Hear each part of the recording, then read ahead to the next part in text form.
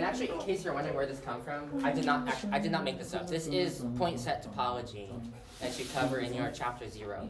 If you go through Muncre's topology, that is in fact in chapter 0, because there are some proofs that end up utilizing that. It's kind of funny.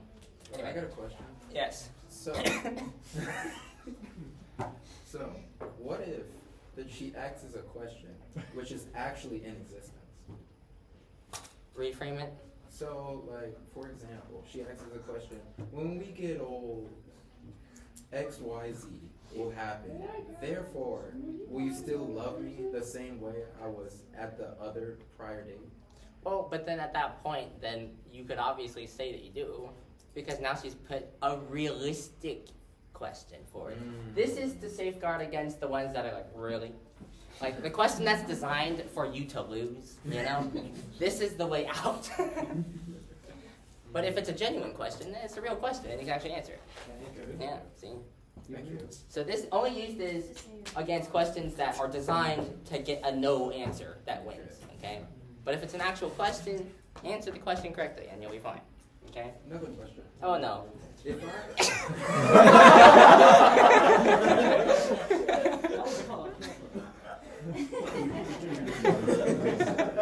Please, we're already here. We're already here. So, Okay. how far can I explain this to her? Don't explain any of it. Not at all. No, because if you explain the trade secret, what are you doing? Like this is the safeguard. Safeguards are like specifically designed to not be just spilled out to the person who it's safeguarding against, But right? you just told women. Can we just like we told There are women.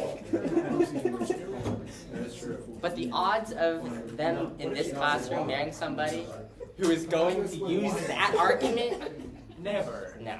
So wait, so then how do you explain the why in these situations?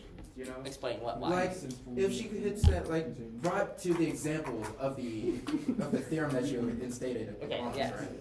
You said, "Oh, will you still love me if I was a worm?" Right? And then you say, "Of course, baby." Then she says, "Well, why?" What would you say Do I in look that like a situation? Professor Scott. Am I a worm to you? I love you as you are, no matter what form you come in. Well, it's not as you are, though. How would you If you love her, you love her. That's all I'm saying. Hey, Interesting. Because love is a choice. Oh, so you choose to love a woman. According to Kafka, Yeah, not, would you still love me if I was a bedrock squad? You can still love me if I was Hypothetically. On the second plane, yes. On a higher dimension, yes. Coordinate system. If I was a 5-dimensional being.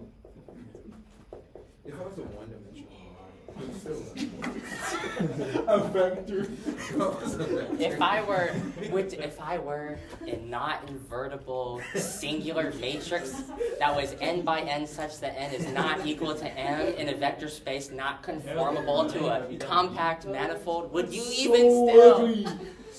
Would you even still? So I gotta say no because I don't know what that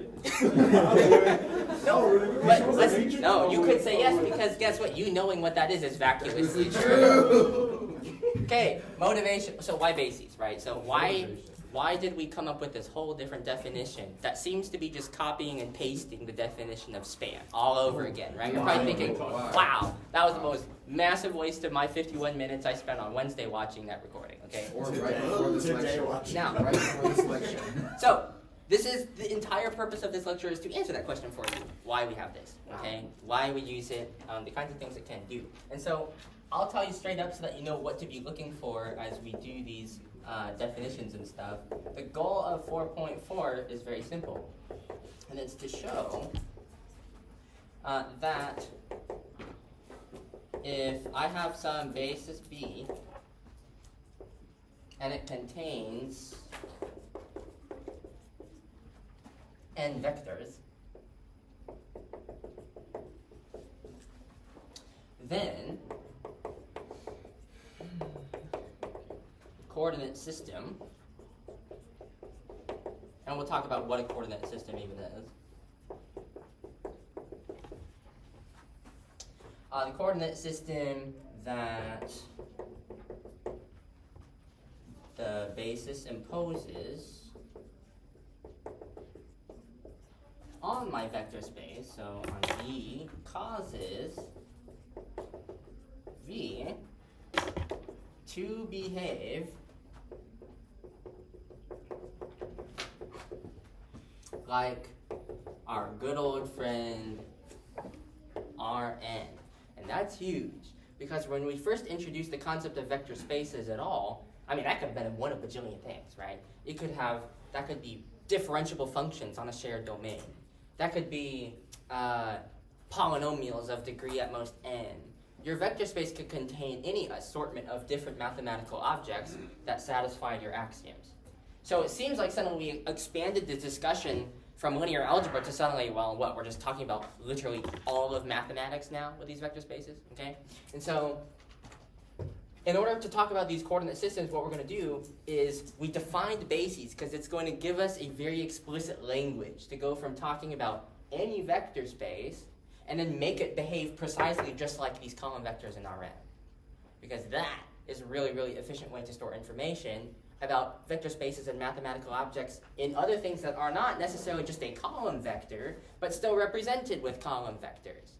Things that are not easily stored like a column vector that can then be summarized with matrices and transformed with and interacted with just as if they were column vectors, okay? So that's why this section exists, all right? We are going to finally address kind of the elephant in the room, like why did we introduce general vector spaces if we're doing linear algebra? And it happens to be that the kind of things that we're going to do, the operations, the transformation information that we already know about matrices is because we can turn it into Rn. And if we can turn our problems into Rn, boom, it's all the same. So now I can start looking at even math problems from calculus with a perspective of linear algebra. And that's the power here. It's being able to use the same exact language that's easy to deal with to start describing all sorts of branches of mathematics. So there's kind of this unifying overall kind of abstraction. So that's kind of the goal here. Make sense? So due to time constraints, because we had very important conversations that needed to happen in class, I will only write the theorem. The proof of it, if you want me to do a recording of the proof, I'll write the theorem out first. Okay, so this is going to be, it's called the unique representation theorem. Representation theorem. Now, because I have undiagnosed ADHD, I just distracted myself with a really good analogy, okay? So, bases, you guys like Mexican food, right? Yeah. You got it.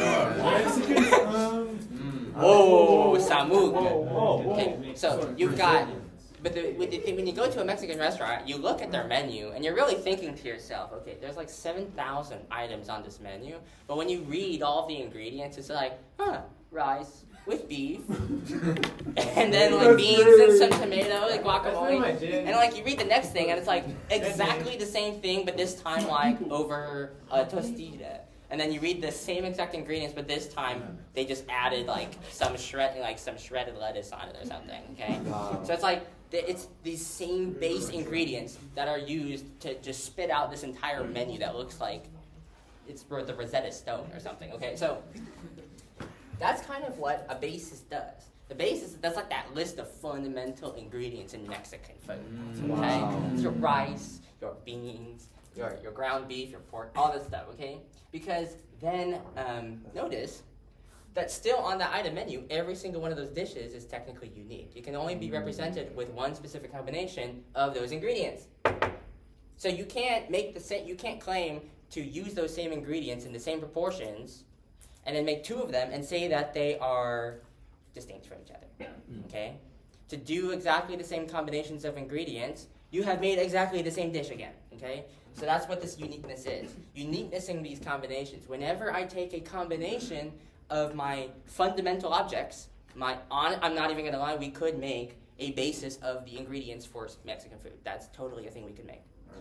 You could define a vector space which takes the ingredients for a restaurant, And whether you realize it or not, I don't know if you've worked food industry, this is kind of how they determine inventory, how they track how much money they are a company spending on the ingredients versus the price point that they're then selling it at in their combinations.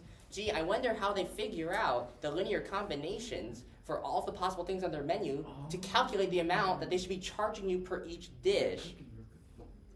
It's just a basis, okay? So, I mean, none of you are going to go to a restaurant now and be able to see that menu the same way. You're like, oh no.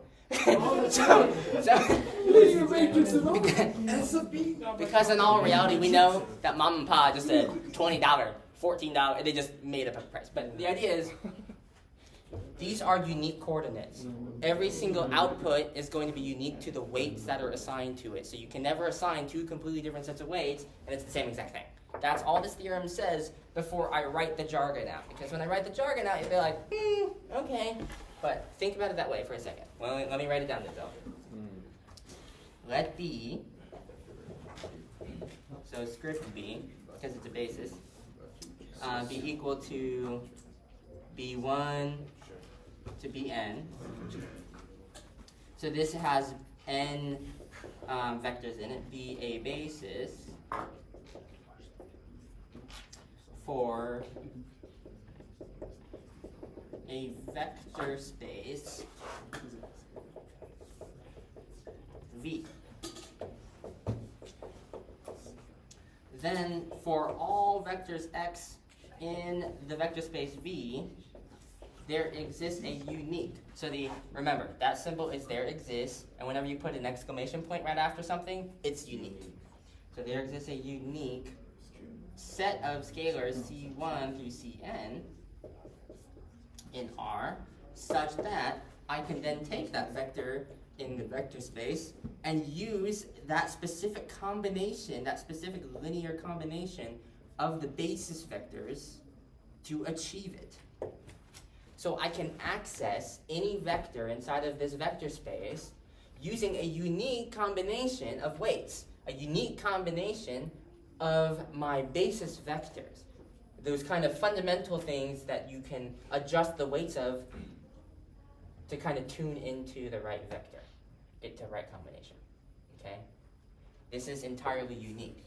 There does not exist some other set of scalars, d1 through dn, such that x is the same thing. The only way that's possible is if that d1 through dn is just c1 through cn. So you really only have one representation, okay? Does that make sense? So analogy to the idea of the theorem to the way that we couch the idea in mathematical language. Okay? Is that a question? Yes, it is a question. How it sounds very similar to the definition of a span. I don't know if maybe I'm tripping, but it sounds because then you're gonna have a series of scalars that you can, a series of vectors that if you tweak the scalars, you can find a series of vectors. I'm not sure. Mm-hmm. No, because what you're getting at is good. Really think about when we take what makes a basis is if the very vectors within that basis do span my desired subspace. So span is definitionally imbued into this concept. Okay. So you're not crazy for thinking that. Okay. Because that intuition should carry. If it didn't, that would be a problem, right? If suddenly we define something using span, and then suddenly the span is no longer applicable, that would be weird. Okay, so that's very, very good. I assume that the exclamation point after the there exists is not a factorial. Correct. What's It's unique, right? unique. It's the word unique. Thanks. Signifies uniqueness. There exists unique scalars. Okay. Any other questions about the statement of the theorem? Okay. Oh yes. Does that technically, well, that wasn't my question, because my question is more weird, but like, the other question is like, technically, does that mean that you could have other bases, technically? Because, or is that wrong to think about if you think about the analogy of there's only rice beans? You know what I mean? I mean, this isn't my notes, and I'm going to divert a little bit, but this brings up a good discussion. Okay, so let's go to the math that we're all familiar with, the R-cube plane, okay, x and y. So the way Cartesian coordinates work, think of the way Cartesian coordinates have been defined as itself, that is a basis. In fact, it's the standard basis. You're taking linear combinations of unit x contributions, and you're taking linear combinations of unit y contributions. Okay? okay? If you're a physics student or engineering student, you understand those in the application as your I hat, J hat. If you're a math student, you understand that as the unit 1, 0 and 0, 1. So any single, you can think of it as a vector or a point. Every address inside of the plane R2 has a unique representation with respect to the perspective of Cartesian coordinates. So like this point here has one specific some scaled a times the I hat and some specific b times the j hat for this to be a, b. And if I'm using the rules of coordinates based on I hat and j hat, there does not exist any other way for me to get there unless I describe it with a, b. There's not some alternate, there's no other number here that I could pick that's going to get exactly that address unless I'm just ultimately choosing a and b. Okay? Because now we can impose a basis, a different basis on exactly the same space. That happens when we expand our idea to polar coordinates in Calc 2. Because now what we're saying is, sure, the space that we're dealing with is still the Cartesian plane, R2, but now my perspective for assigning coordinates has to do with how far I'm exiting the, going away from the origin, that distance, r, and how far I have to rotate away from my x-axis. So those r and a theta are completely different scales by which to measure location in this space. Did R2 change its property? Is this still R2 and this is still R2? Yes. Yeah. But the coordinates, the perspective that we're imposing on addresses, that's what's changing. The space itself doesn't change, the perspective we impose on it does. So if I want to think of this as a vector instead of just a typical thing, this is r theta. And again, this is unique to this specific basis. If I want to think of the basis as being the polar one, and I'm using the language slightly imprecisely because I know that technically the way I notate it is wrong, but conceptually it's analogous, okay? Is that there is a unique r to get me that specific length out and a specific theta, and that's the only possible combination in order to get that specific address. Okay, so that's what this theorem's about, yes? Can you explain again why theta can be the second entry of the matrix, the vector? Oh, here? Yeah, why it's theta, since theta is an angle. Oh, this is a theta? Yeah. It's basically telling me how far I have had to swing up from the positive x-axis to get there. Okay, like rotating. Mm-hmm. So instead of viewing my second vector as just a basic translation along that axis, I'm viewing that as a measure of how much I'm now swinging, rotating. Yes? So I'm still confused. I'm like, for example, if I was, because if I understand this correctly, if I was to like say I wanted to figure out an equation with like all these variables, but one of the variables is diameter and another one is radius, but we set it up as a linear, then we did it experimentally, so there's just a bunch of different lines in the matrix. That one line is, one of the columns is R and another one is D, but then we figure out that one of the bases can be R and another one can be D because both of them is based on the So like what happens when they're interrelated to each other? Yeah. Well, good question. That's what this is the language for. So when we go through these examples, we'll show how to describe, just generally speaking, how do I get one perspective and shift it to another perspective, all through the language of these coordinates. Okay, so let me get the definition up on that, and then we'll do it. There is a proof of this in the book. Raise your hand if you want me to record a walkthrough proof of this theorem. Is it going to be on the test? Well, enough people want to know, so I will record.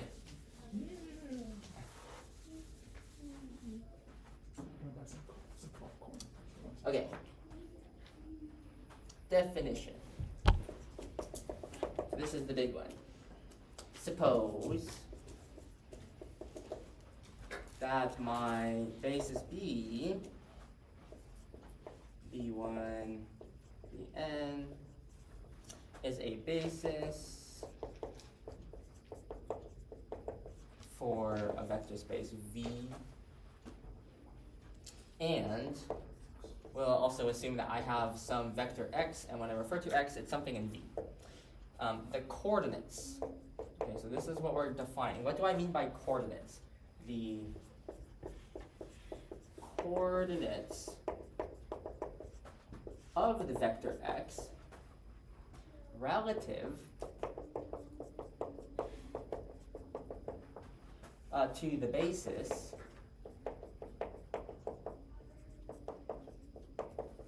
B.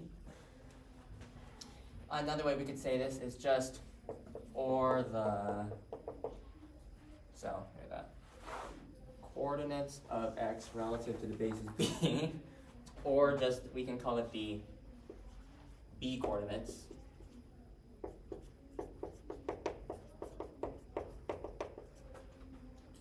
of my vector. So if you can refer to them both ways, this one's shorter, are the weights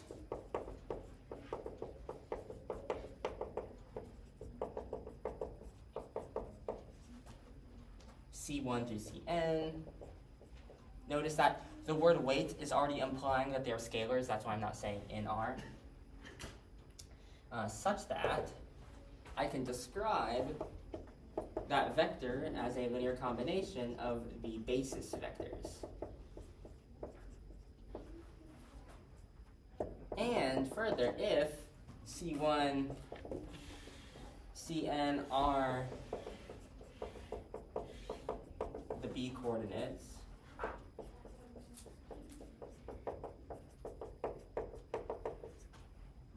of my vector, here's our notation. Then the vector in Rn, which we can denote like this. So I take my vector x, I put it in those hard brackets, and then I subscript the basis B. I'm referring to x with respect to the basis B, can be then called by its weights. So this, we call this the coordinate vector. Coordinate vector of x relative to B, implied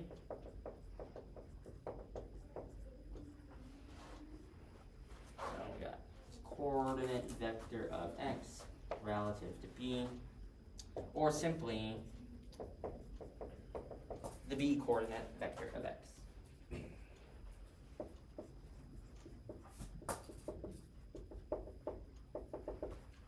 coordinate vector of x.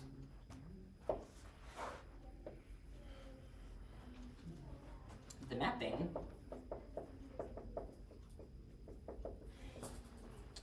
terrible G. It's like an iron. Okay.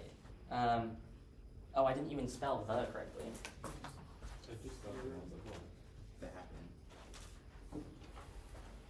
Let's see. The mapping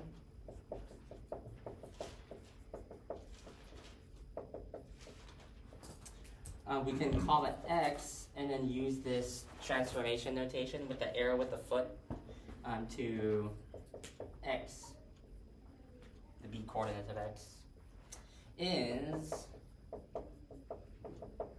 the coordinate mapping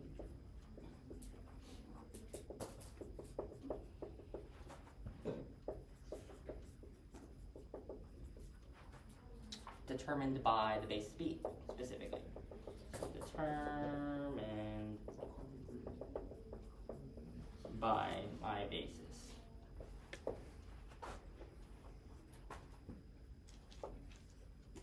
Okay, so that's all the jargon. If I have a basis on a vector space, then if I then take something inside of my vector space, I can describe it with a unique, that's what the term tells me, a unique set of weights. These coordinates, those weights in the linear combination are what we mean by the coordinates. And so if I list all of the coordinates in a common vector, which by the way is in Rn, which hint hint, the whole purpose of the section, right?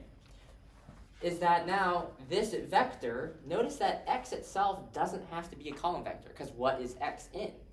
X is in a generic vector space V. For all I could care, that could be a polynomial, right? That could be a polynomial, and so long as I describe the basis, that polynomial is just a column vector in Rn. Okay, here's an example of that. So like if I just took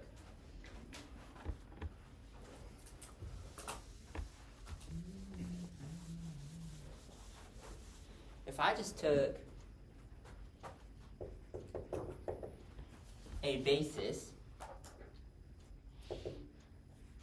and let's make it 1t squared. So this is the raw ingredients to construct any quadratic polynomial that I want, okay? So this is obviously a basis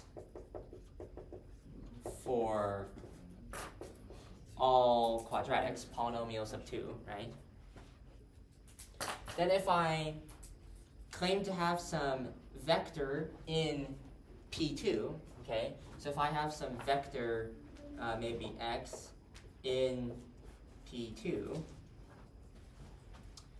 then I can describe it with coordinates in a column vector according to this basis. So let's make something. So let's have a polynomial x is equal to, well, let's maybe do 4 minus 3t plus 7t squared, okay? Does that look like a vector? As we are kind of think about it? I mean, not really. It looks like a polynomial. It looks like a function. And we kind of mentally categorize that a little bit differently. But if I know that I'm given the basis 1, t and t squared, well then really what's going on is this is just a linear combination of my basis elements, right? It's 4 times the basis element of 1. And then plus, because it's a linear combination, -3 times the basis element t, right? Plus 7 times the basis vector t squared. Linear combination. So these are underlined are from, those are basis vectors, and the ones with a line above it, those are the weights. This is like a C1, a C2, and a C3. This is like a B1, a B2, and a B3. So like, really connect these two things to each other, okay? So if I'm able to describe that polynomial as some combination linearly, C1, B1, C2, B2, C3, B3, well then I have a basis, I've clearly defined it, so let's just describe this polynomial as a column vector using only its coordinates. So its coordinates, so I would say that the B coordinates, wow, that's a terrible script to be. The B coordinates of my polynomial vector x is equal to 4, what's the next one? -3, what's the last one? Boom. That I could store in a computer this single column vector, and as long as I tell the computer what the basis vectors are, it will always know it can store polynomials as just column vectors. That's pretty cool. Do we need to, well, never mind. Okay. Does that example make sense? Does the sequence like affect the output of the function? Since the sequence of the basis is like 1 and t to the degree of 1 to the degree of 2. Sure. What if I change? I switch the sequence. Okay. So say instead of maybe putting a maybe instead of putting 1 in there, I put 2. Well, this is still linearly independent, so this is still a basis. But then I would just evaluate. To get to 4, how much do I have to scale the vector 2? 2. by only 2. So instead of being 4 here, what would the weight be for my B1? 2. It would be 2. So if my vector changes to being only 2 in the basis, so if the basis vector is only 2, then okay, I just adjust my weight accordingly to give me the desired polynomial still. So then this first coordinate under this new basis is 2 minus 37. So the basis entirely changes what constants are going to come out here. So following up on that, That makes sense. could you only do that when your bases are constants? Or could you adjust that as well if you wanted to change the t's as well, which are variable? Let's do it. Let's make another basis. I'm going to put, instead of t squared vector, let's put 3.5 t squared. This is still linearly independent, yes? Okay. So if now I've changed a basis vector, if I've adjusted what the basis actually is, so that my B3 is referring to 3.5 t squared, then what must I do to adjust its corresponding coordinate weight so that I still end up with my desired result? It's now 2. So now the coordinate, because I've altered my basis, needs to adjust for the change in the basis. Any change to your basis should be reflected in a change in the coordinates. So this new set of coordinates for this specific basis would be 2 minus 3, 2. Yes? Potentially stupid question, PSQ, but you cannot do that with exponents, only with the constants in front. Right, because otherwise we're not choosing a basis for my polynomial space. Right. So it needs to be a basis for the space. Makes sense. Yeah. Would you say there's a way, this is probably dumb, but would you say that there's a way to write equations, like write geometric equations in this way, like a hyperbolic paraboloid to elliptic, whatever the flip it is called, a cone, Oh, yeah. a circle. I could think of ways. Whether or not they are efficient or useful is an entirely different question. So for now, stick with the more common vector spaces that are actually useful for computation and things that we commonly, like we do polynomials all the time. That's a really useful thing that we want to be able to convert into this column vector perspective. Whereas geometric shapes and stuff like that, yeah, we could technically store the objects themselves and then have some sort of a relation between its equation and its object as an element of a set of like all possible circles. But that would end up probably being less efficient than just other methods for those kinds of problems. So, but that's a good question. Anything else on this example? Is it making sense? It's kind of like the relationship to why we invented, right? This idea of basis to then why we might actually be using that in math, okay? What time is it? 53. Okay. That's actually not as bad as I thought it was going to be. Okay. It's almost like we're supposed to talk about this stuff before class. Okay, let's do something practical. For that will probably resemble some of your homework.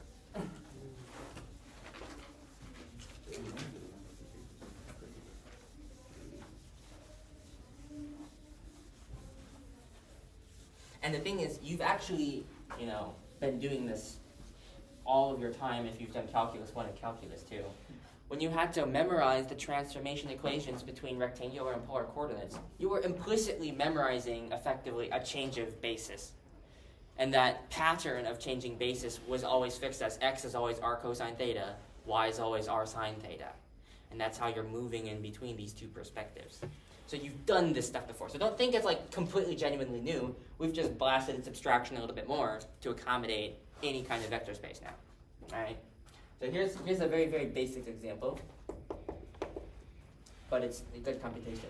So say I have a basis, B1 and B2, just two vectors in here. And it is specifically a basis for R2. What that means is that the span of my basis should spit out all of the things that are possible to reach in R2. And then let's actually define what these are. So let's have B1 say be 1, 0, and B2. Now, instead of using our typical 1, 0, and 0, 1, because currently this is just our unit vector in the x direction. But let's do a different vector that's linearly independent of it, but is pointed in a different direction. So the span of these two vectors is still all of R2. It's just our axis is a little bit bent now, okay? Which is fine. It's just a different perspective to impose on R2. So in other words, instead of thinking about it in the former way, where our axes are positioned like this, where this vector would be my 1, 0, and this vector would be my 0, 1, what I've done is I've imposed the perspective that I'm going to start viewing all locations in this space called R2 under this new perspective, where so we still have the horizontal axis here because of 1, 0, but then 1, 2 is a vector that looks kind of like this and then up, right? So it's kind of this over and up, so like this. Wow. So 45. So you can visually see, so here, the 0 vector is where they meet, and here's the 0 vector. So that becomes our new origin. But look what we've done to our space. We've transformed the perspective of it. R2 is still R2. I am still only in the plane, okay? I am still just in the plane, R2. But I am now selecting a basis that's going to give different coordinates. So this one is 1, 0, but now this is a new basis vector, 1, 2. Okay, so if I want to access the same exact point in R2, I would need different coordinates using this system as compared to this basis perspective. Okay? Alrighty, let's do the actual computation, and then I'll be able to add more to the pictures. So let's find x in the plane that satisfies this. So if the b coordinates of the vector x, so b referring to this new basis, so this is like the standard basis. Actually, I'll just teach you this notation right now.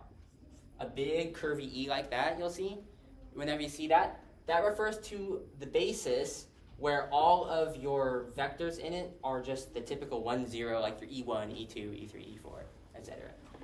So here, basis perspective is just standard, E, and over here, we've altered it to be now this alternate basis B perspective of the same exact space. So now, if I'm looking at some vector x, but this time using the B perspective, and if that spits out the coordinates -2 and 3, well, what is the actual vector, right? What vector, according to the standard description, is this actually talking about? So if I'm using the -2 and 3 as coordinates according to these vectors, what's the equivalent representation in just our standard perspective of R2? That's what this is asking us, okay? So by definition, I know that this is defined as C1, C2, where those C1, C2 are themselves the weights for the linear combination of x, right? So x is C1, B1 plus C2, B2. This is by definition.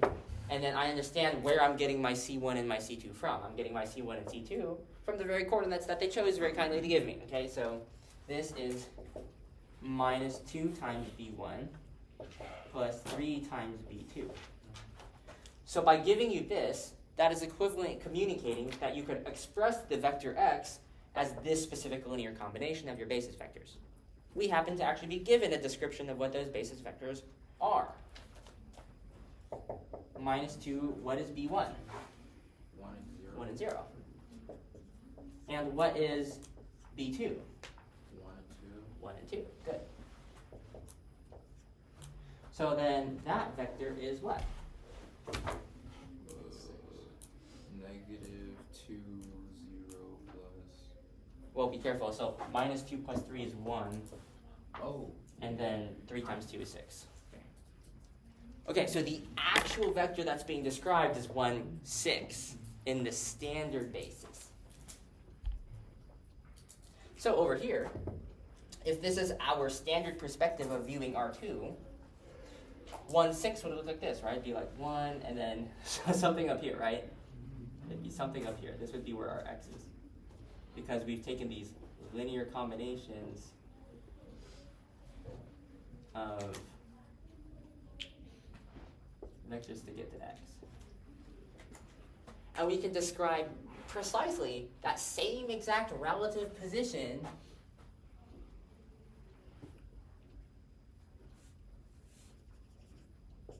so the vector hasn't changed positions. It's still in the same location in R2.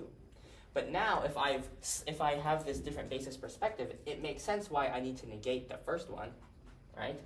I need to backtrack a little bit, because if I got 3 of these, I'm basically pushing this up and up and up to get to the correct height.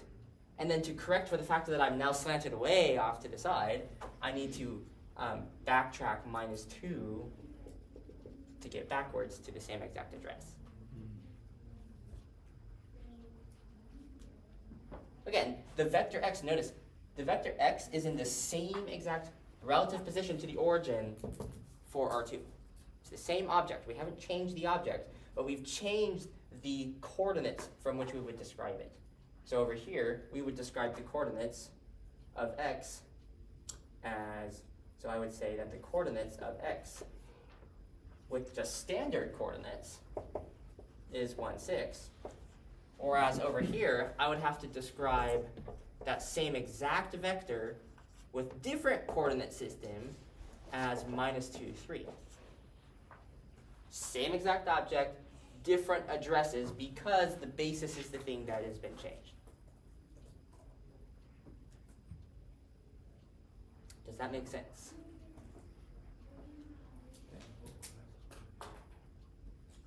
Okay. So you might notice, well, gee, this, if I took, in general, it's not too difficult to see that if I take a vector x and view it with the perspective of the standard basis here for Rn, that's basically just going to spit out the vector x1 through xn. It's just x itself. And unless we change the basis, then we would have to specify different coordinates. One quick question. So when you drew the vector x on the normal plane, it was just one arrow essentially. Why are there 2 arrows? One converging from There's technically this arrow that's hard to, like, I there's see. a dotted I over see. and then dotted up. Yeah. Like, I filled in this arrow. So imagine I dotted from the origin and then up. But it's following those coordinate set essentially, but it's head to tail. So you're adding the 0, 1 onto the 1, 0 at its. I see what you're saying. Okay, That's not a little bit different. let me get rid of this frame of reference. So if I started at the origin, Yes. I travel 3 of these vectors called 1, 2. Mm-hmm. So I'm going to go 1, Oh, I see. 2, 3. Okay, fantastic. So I've done 3 of these 1, 2 vectors, but now I do -2, 1, 2. And it should be the same. It should end up in the same point regardless of the order, or do you have to do in that specific order of 1? Oh, irrespective of the order. Okay. If I had gone over 1 and then over 2 and then did my second vector once, twice, thrice, Okay. it'll still get me to the same spot. And those constants given, those were just given, right? You didn't have Yes. to determine those in order to fit Yeah, that. that was from the problem statement. Thank you.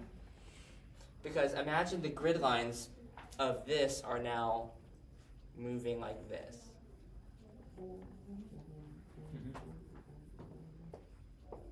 And then the grid lines here are now going across like this.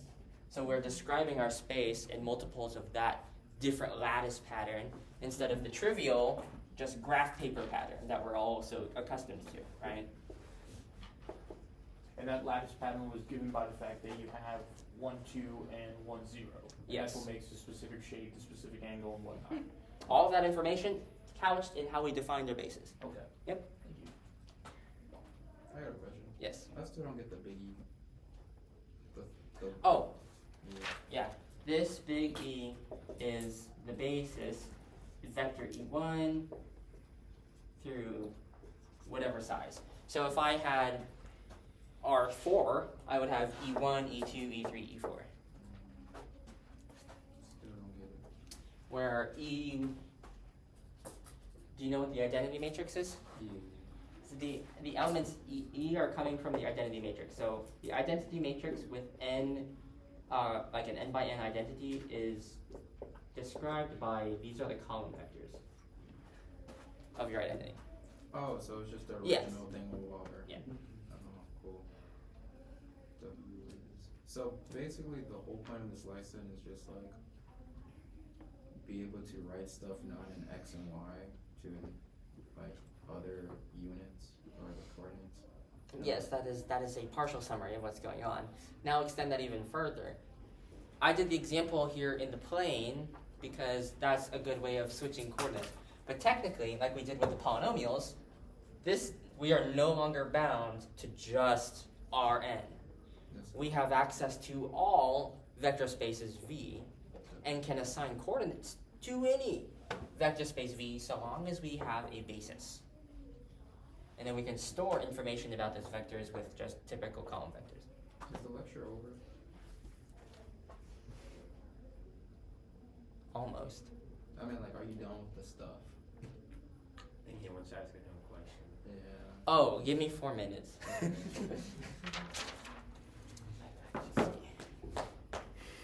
Interesting, you like no other.